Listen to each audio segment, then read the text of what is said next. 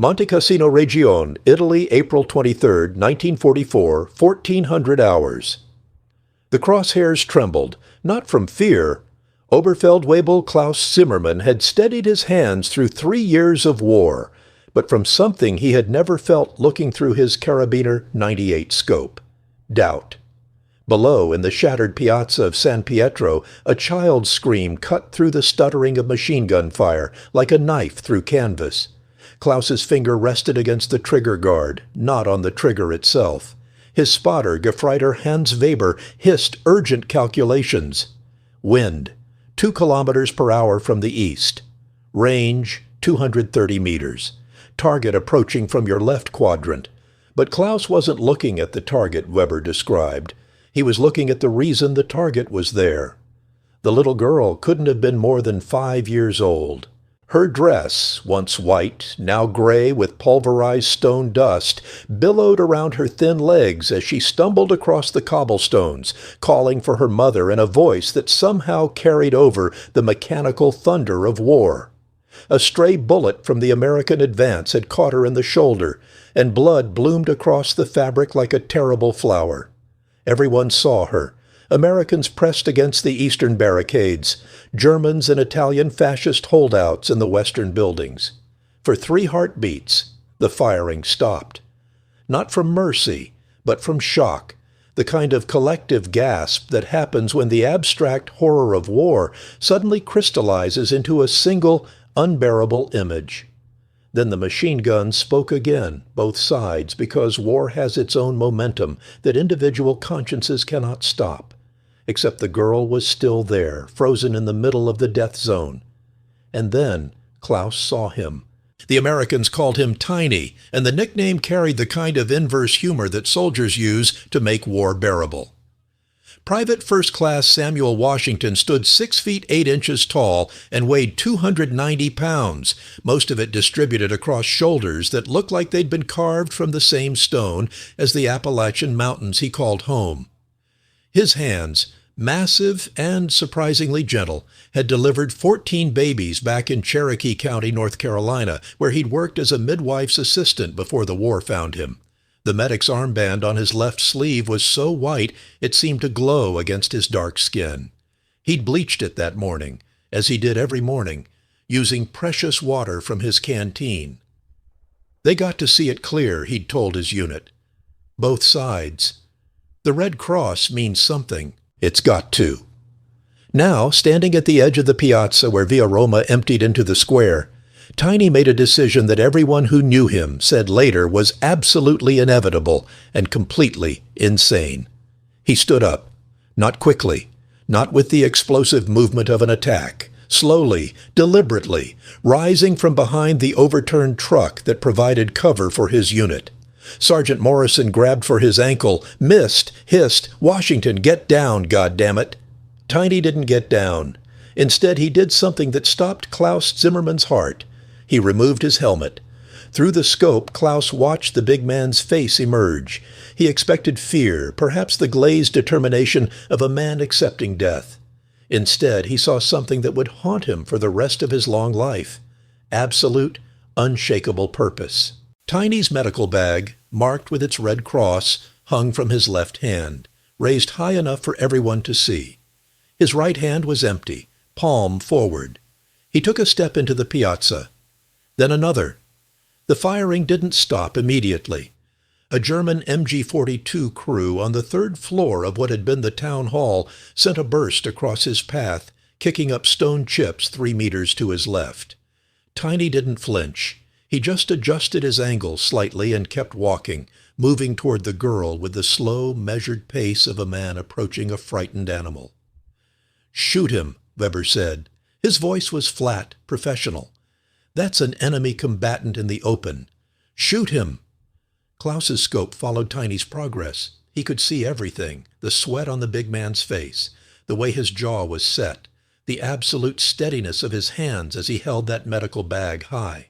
The crosshairs centered on Tiny's chest. An easy shot. The kind Klaus had made hundreds of times.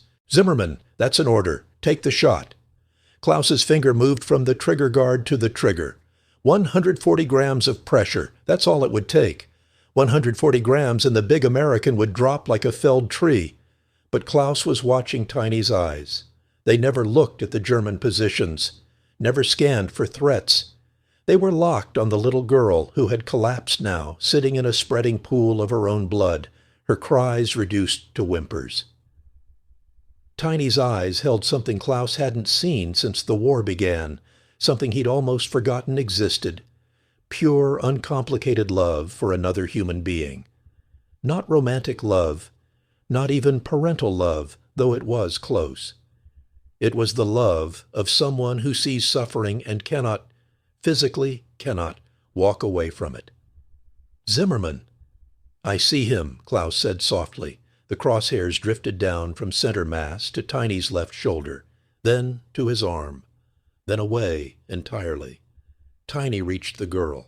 He knelt beside her with surprising grace for such a large man, his body automatically positioning itself between her and the western buildings where the German guns were. He spoke to her in English, which she didn't understand, but his tone needed no translation. His hands moved quickly, professionally, pulling gauze and sulfanilamide powder from his bag. In the German position, Weber was screaming now, his professionalism cracked by disbelief. "What are you doing? Shoot him.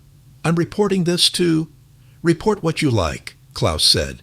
His voice sounded strange to his own ears, calm in a way that had nothing to do with peace. "But you shoot at that man, and I'll shoot at you." Weber's mouth opened, closed. In the 3 years they'd worked together, Klaus had never threatened him, had never needed to. Weber was a good soldier, a good German. He believed in the mission, in defending the fatherland, in following orders. But as they both watched Tiny work, watched him sprinkle the white powder into the child's wound, watched him wrap gauze with practiced efficiency, watched him wipe the tears and dirt from her face with a tenderness that seemed impossible in this place, something passed between them that was bigger than orders. Weber lowered his binoculars. "They'll court-martial you. Probably. You'll be shot. Maybe." Through the scope, Klaus watched Tiny finish bandaging the girl's shoulder. The big man said something to her, smiled, then so carefully lifted her in his arms. She was tiny against his chest, a broken doll cradled by a giant. That's when Klaus saw the American line, saw the rifles pointing out, saw the dozens of men who couldn't see what Klaus could see, that there was a German rookie, fresh from training, positioned in a bombed-out pharmacy to Tiny's right. Saw the boy, because that's what he was, 17 at most, with his rifle up, his hands shaking, his fear turning into the kind of panic that makes soldiers do stupid things. Klaus swung his scope toward the rookie, shouted in German across the square, "Don't shoot! Hold your fire!" But the distance was too great, the battle noise too loud, and fear doesn't speak any language but its own. The shot sounded different from all the others, sharper, more final. Tiny's back arched. The bullet had entered below his right shoulder blade, probably punctured a lung, definitely shattered ribs. Klaus watched through the scope as the big man's knees buckled, saw him start to fall forward. And then, impossibly, Tiny caught himself. His left hand grabbed a chunk of broken wall. His right arm, the one that hadn't been damaged, tightened around the girl. He straightened somehow, blood already soaking through the back of his uniform, creating a dark stain that spread like spilled wine. Klaus had seen men shot before, hundreds of them. He knew what happened. They fell. The body simply stopped working. But Tiny didn't fall. He took a step, then another, moving toward the eastern side of the square where a woman, the girl's mother it had to be, stood in a doorway, her hands over her mouth, her scream silent with horror. "He's still moving," Weber whispered. There was awe in his voice now, and something else, something like shame. Through the scope, Klaus could see Tiny's face. It was twisted with pain, but also with determination. Each step looked like it cost him everything he had, and still he took the next one. 5 meters from the doorway. 4. 3. The rookie fired again. This time the shot went wide, chipping stone near Tiny's feet. Klaus didn't think. He swung his rifle toward the pharmacy window, found the rookie's terrified face in his scope, and fired. The bullet hit the wall 3 centimeters from the boy's head, showering him with plaster. It was a warning shot, precise as surgery, and it delivered its message: stop or die. The rookie disappeared from the window. Tiny reached the doorway. The mother rushed forward, her hands reaching for her daughter.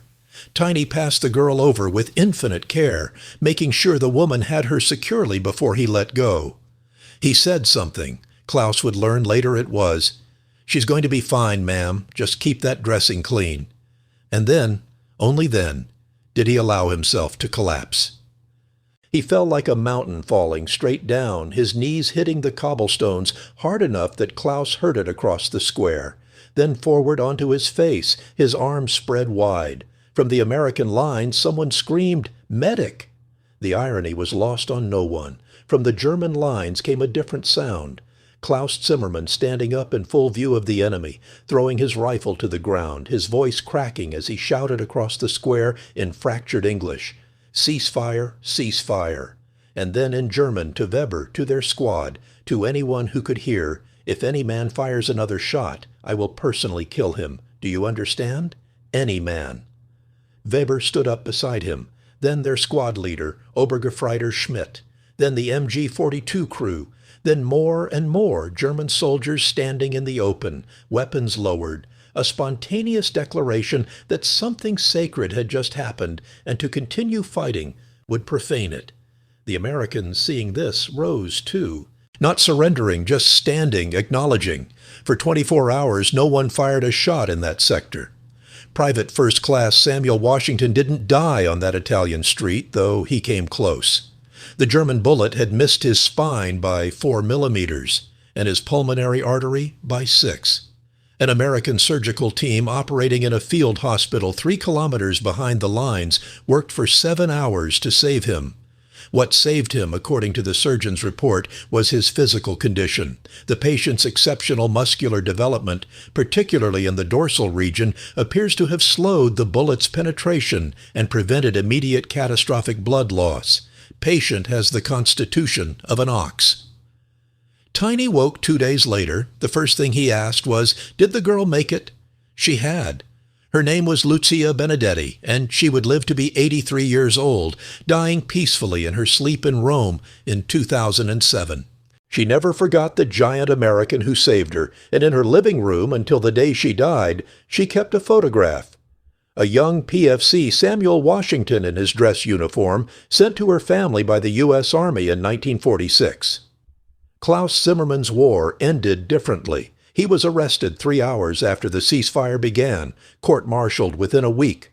The charge was insubordination, refusal to follow a direct order, and threatening a fellow soldier. The recommended sentence was execution. The trial lasted 1 day. Klaus didn't deny the charges. He sat in the defendant's chair, his back straight, his face calm, and when asked if he understood that his actions had violated his oath and military law, he said simply, "Yes." "Do you have anything to say in your defense?" "No, sir." But Weber had something to say, and Schmidt, and 17 other men from their unit who crowded into the courtroom, risking their own careers to testify. They described what they'd seen, not cowardice, but the opposite.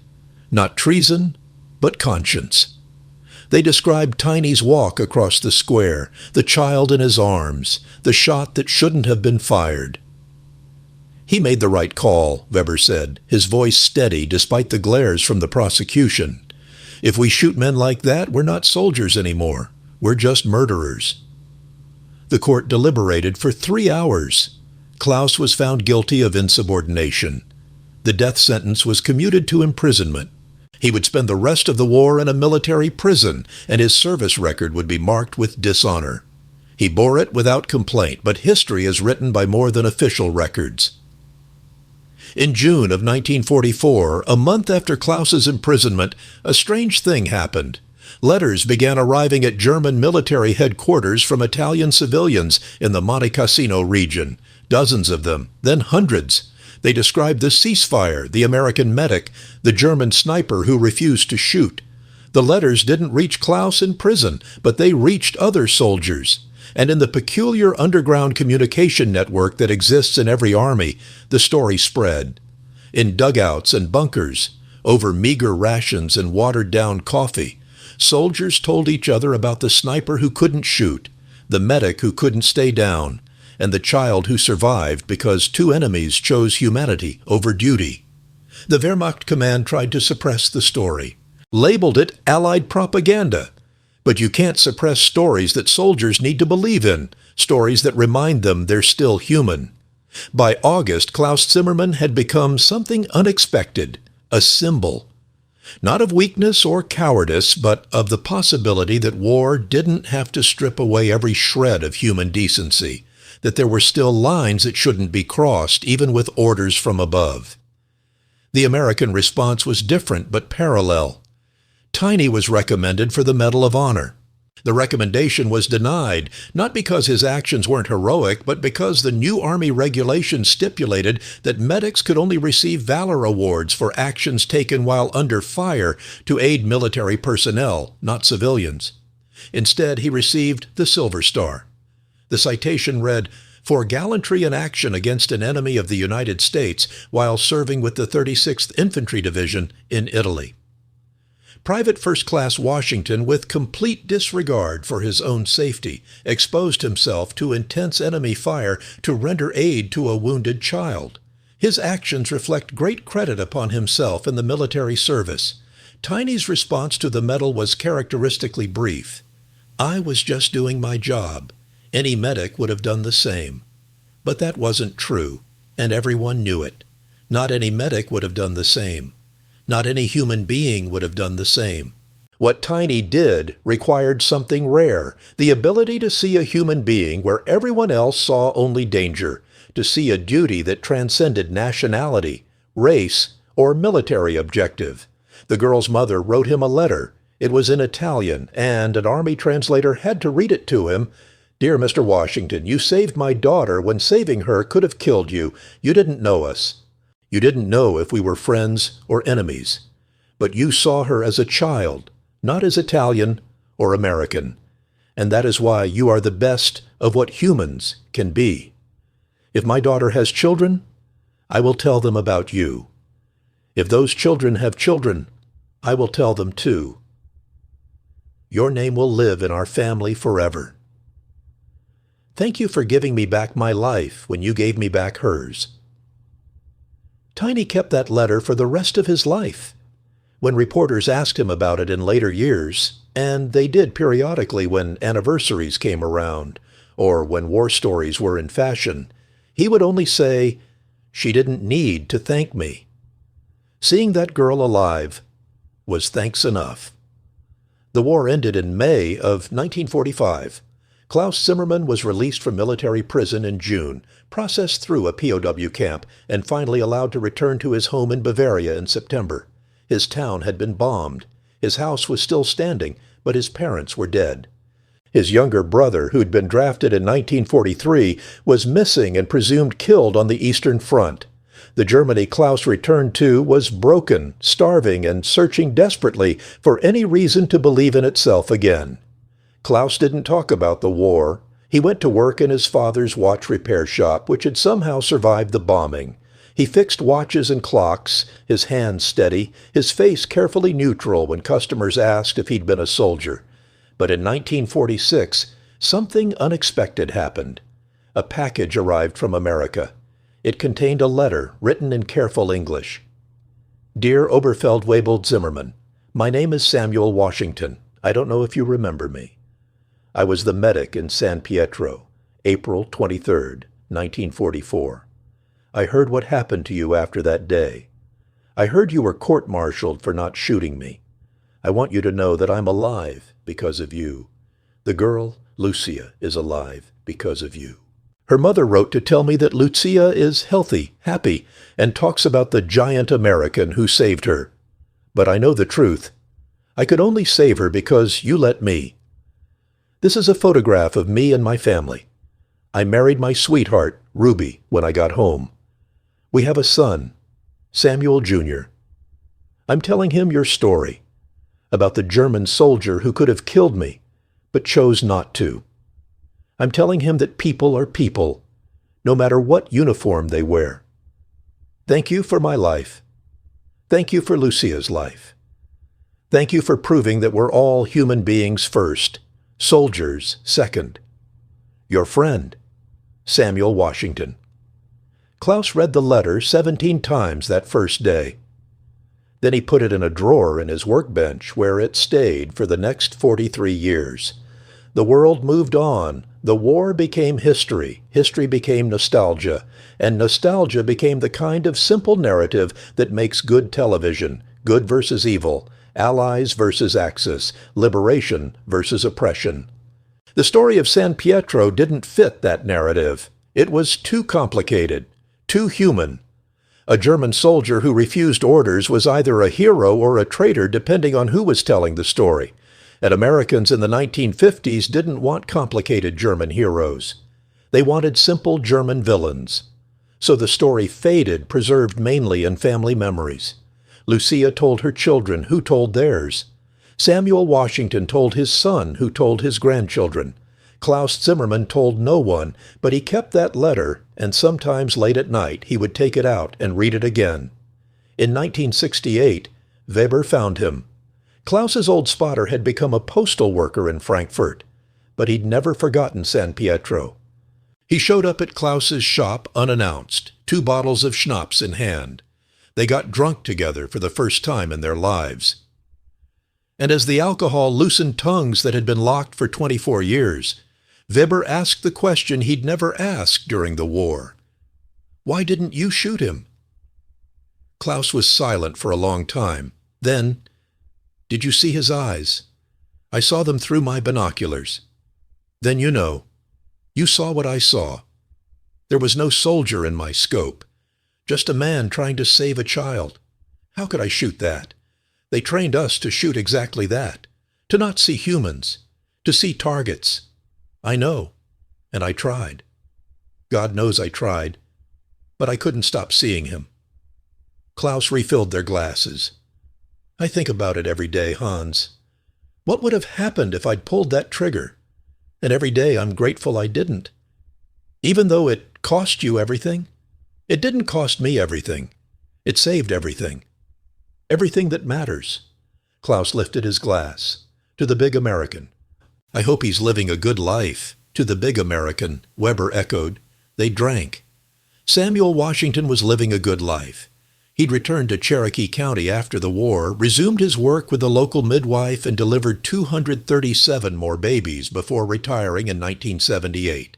He and Ruby had 3 children, 11 grandchildren, and by the time of his death in 1996, 14 great-grandchildren.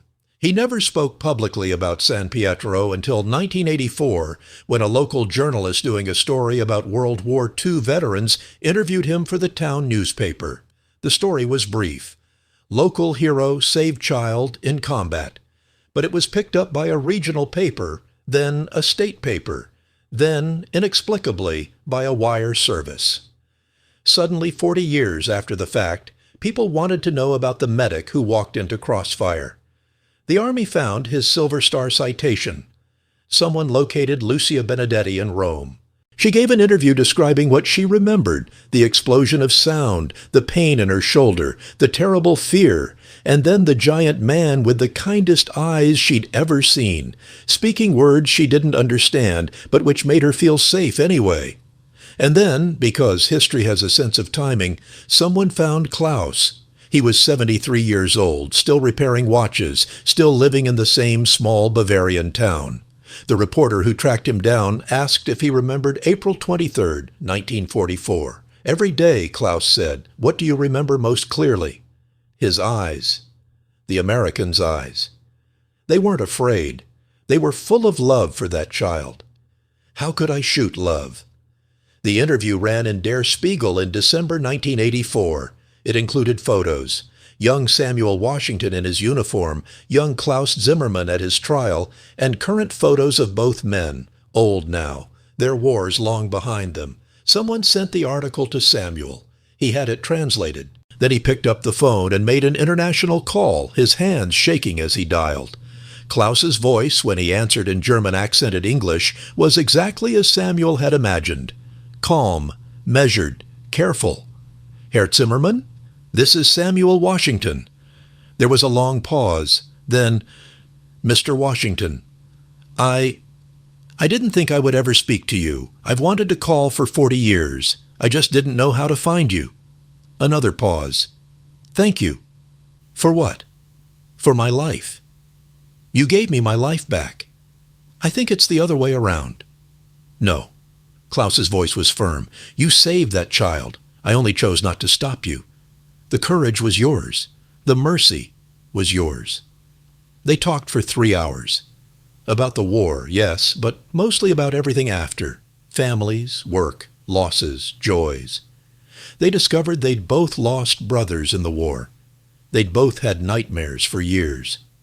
They'd both wondered if they'd done the right thing. At the end of the call, Samuel said, "I'd like to meet you. In person." "I would like that too." "San Pietro? Next April? April 23rd? "Seems right." "Yes, it does." They met in San Pietro on April 23rd, 1985, 41 years to the day after the ceasefire. The town had been rebuilt.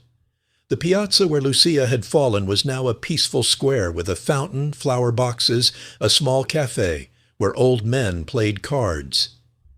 The bullet holes in the buildings had been patched.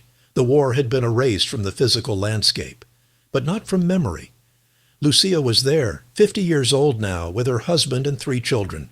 Her mother had died in 1979, but before she died, she'd made Lucia promise to attend this reunion. Klaus arrived by train, a thin man with white hair and steady hands. Samuel flew in from America, still large though age had softened his frame. They saw each other across the square, and for a moment both men froze. Both men.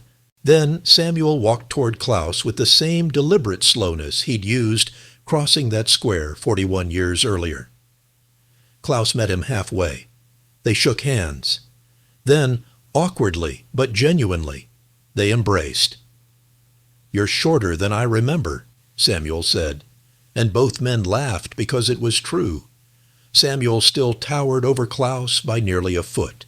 "You're older," Klaus replied. "We both are." Lucia approached, her children hanging back shyly. She looked at both men, these ancient warriors who had saved her, and began to cry. Then she hugged Samuel, then Klaus, then Samuel again, speaking rapidly in Italian that neither man fully understood, but both comprehended perfectly. The mayor of San Pietro had organized a small ceremony. A plaque was unveiled in the square in memory of April 23, 1944, when compassion proved stronger than war. To the medic who saved a child, the sniper who refused to shoot, and all those who choose humanity over hate. Speeches were made, but the moment everyone remembered happened afterward, when the 3 of them, Samuel, Klaus, and Lucia, stood together in the square where it had happened. "Do you ever regret it?" Lucia asked Klaus through a translator. Klaus looked at her, this woman who had been a dying child in his scope. He looked at Samuel, who had put himself between her and death. He looked at the square, peaceful now, tourists taking photos, children eating gelato. "I regret that I was there at all," he said. "I regret the war, the shooting, all of it. But my choice? No. Never. That choice saved my soul." Samuel put his massive hand on Klaus's shoulder. "Mine too, brother. Mine too." Klaus Zimmermann died in 1989, 4 months before the Berlin Wall fell. His funeral was attended by Weber, by 7 other men from his unit who were still alive, and, surprisingly, by Samuel Washington, who flew from North Carolina to Bavaria to say goodbye to the man who'd let him live. Samuel gave the eulogy in careful, practiced German that he'd been learning for 4 years. Klaus Zimmermann was my enemy. By every law of war, he should have killed me. But he saw something that day that war tries to make us forget, that we're all humans first. He made the hardest choice a soldier can make. He chose mercy when duty demanded violence. He chose love when orders demanded hate. And because of that choice, a child lived. I lived. Our families exist. Klaus paid a price for his mercy, his freedom, his honor, his place in his army. But he never complained. He never regretted. He simply lived his life quietly, fixing broken things. That's what he was. A man who fixed broken things, broken watches, broken machines, and on one day in April 1944, a broken world. Rest well, my friend. Your conscience was clear. Your soul was pure, and your legacy is love. Samuel Washington died 7 years later in 1996, surrounded by his family in Cherokee County. His obituary mentioned the Silver Star, but what his grandchildren remembered most was how he'd always said, "There's no such thing as an enemy when someone's hurting. There's just people who need help." Lucia Benedetti outlived them both. She became a nurse, spent 40 years working at a Rome hospital, and saved more lives than she could count. When asked why she chose that profession, she would tell the story of the square, the giant American, the German sniper, and the day she learned that humans are capable of extraordinary love, even in the worst circumstances. She kept in touch with Samuel's family. When he died, she flew to North Carolina for his funeral. She met his children, his grandchildren, his great-grandchildren. She told them, "Your grandfather was the bravest man I ever knew. He taught me that courage isn't the absence of fear. It's doing what's right even when you're terrified." In 2004, 60 years after that April day, Lucia returned to San Pietro. She was old now, 80 years old, moving slowly, but she walked across that square one more time, her great-grandson holding her arm. She stopped at the plaque. Someone had left flowers there. They always did on April 23rd. Tourists occasionally asked what the plaque commemorated, and locals would tell them the story. But Lucia knew the story in a way no one else could. She remembered the cold of the cobblestones against her cheek, the burning in her shoulder, the terror that she would die without seeing her mother again. And then, the shadow falling across her, impossibly large, the gentle hands, the soft voice speaking words she didn't understand, but which meant, "You're safe now."